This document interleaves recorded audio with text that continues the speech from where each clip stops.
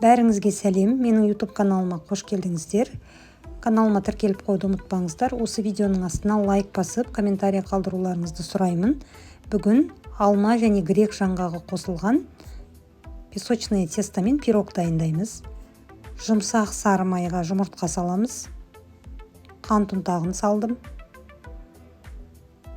Үшеуін біріктіріп алғаннан кейін үстіне ұн мен разрыхителді салып, өте жұмсақ, қолға жабыспайтын қамыр илейміз.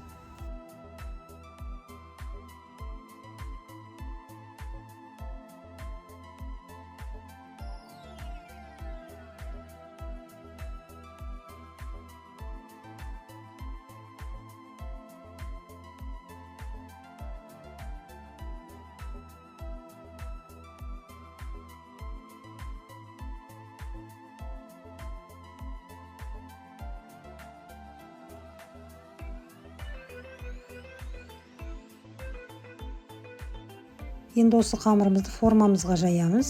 Ол үшін мен жерде тефлоновый коврик қолданамын әдетте. Осыған ұнды сеуіп қамырымызды жайып аламыз. Мен 150 граммды бетіне қолдану үшін алып қалдым. Қалғанның бәрін форманың астына төсеуге жайдым.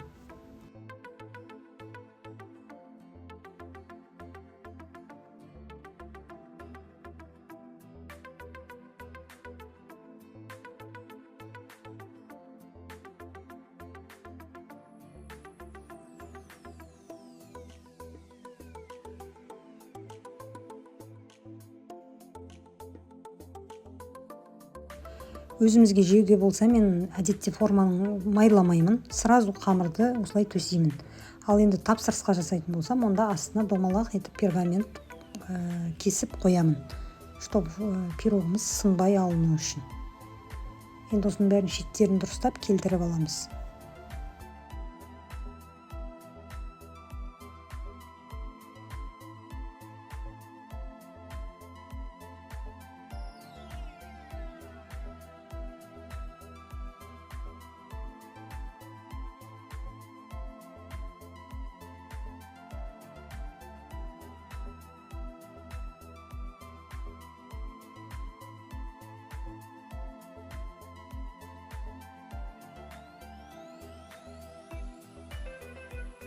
Піскен кезде пирогтың астыңғы тестасы бір тегіс болу үшін осылай вилкамен тесу міндетті.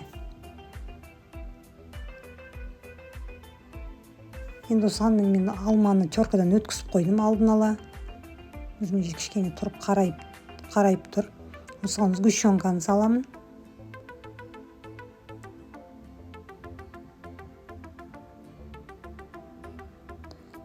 Грек жаңғақты майдалап алдым мен осылай. Ұсақ етіп. Енді осыларды жақсылап араластырып, бағанағы формадағы қамырымыздың үстіне жайғастырамыз.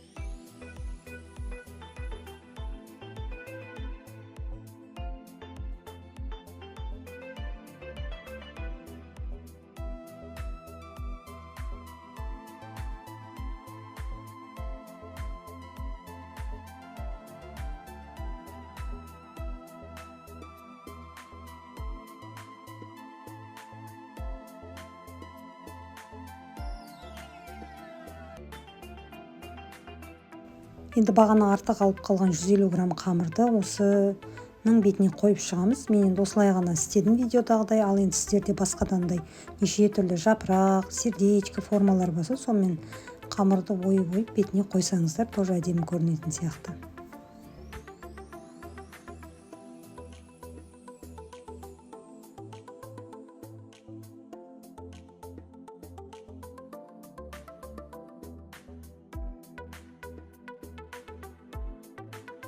Міне менің сыртқы беті осындай болды. Енді мен ана жерде қамыр қазір піскенде көтеріледі ғой, сол үшін басып шықтым бәрін қолыммен.